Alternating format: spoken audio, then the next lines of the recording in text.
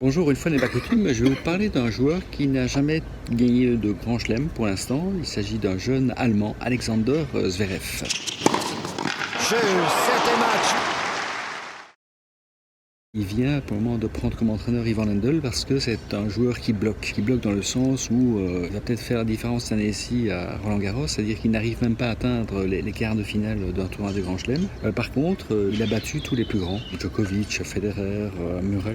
Donc il a battu l'ensemble du top 10 au moins une fois. Et il a, en dehors des tournois du Grand Chelem, il y a ce qu'on appelle les tournois de première catégorie comme Rome, Monte-Carlo, etc. ou Montréal. Il a gagné souvent plusieurs de ces tournois, mais par contre, au niveau des tournois du Grand Chelem, il bloque. Alors il bloque à mon avis parce qu'en tournoi en Grand Chelem, en fait, on joue en 5-7 et les gens ont le temps de s'habituer à son jeu. Si le match se joue en 2-7, s'il est dans un bon jour et en pleine puissance, ça va être compliqué. Mais par contre, il va pas pouvoir pousser sur le champignon pendant plus de 2 sets. Et là, oui, je pense qu'à partir du 3e set, les gens sont habitués à sa cadence. Et puis à ce moment-là, ça devient un peu plus compliqué. Surtout, il peut pas maintenir la pression. C'est assez paradoxal parce que c'est un gars qui a tout de suite joué le star system. C'est ça aussi qui participe au fait qu'il ne gagne pas en tournoi du Grand Chelem. Il s'est lui-même mis une pression parce que tout le monde s'attend à ce que jour Alexander Zverev devienne un très grand joueur. Alors, qu'est-ce qu'on peut raconter ça d'un point de vue business? Je dirais qu'il y a quand même quelque chose de remarquable à partir d'Alexander Zverev, c'est de remarquer très tôt qu'il lui manque une pièce au niveau de son encadrement, au niveau de son entourage, et donc il vient de s'associer avec Ivan Lendl,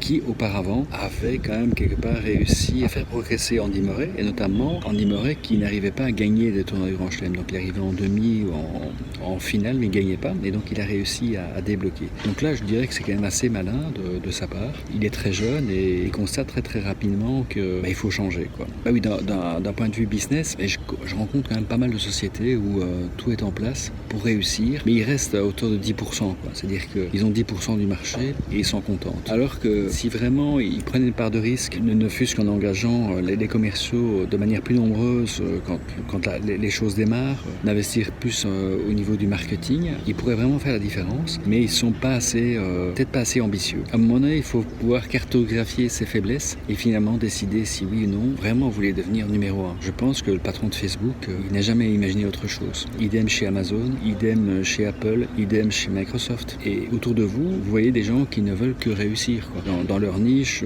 dans leur zone de chalandise. Donc on ne doit pas nécessairement avoir un marché mondial, mais au moins on doit avoir la conviction qu'on peut devenir le meilleur et de cartographier ce qui manque et de choisir le meilleur entourage pour y arriver. Parce qu'on y arrive rarement seul. Non? À très bientôt. You can't be serious, man. You cannot be serious!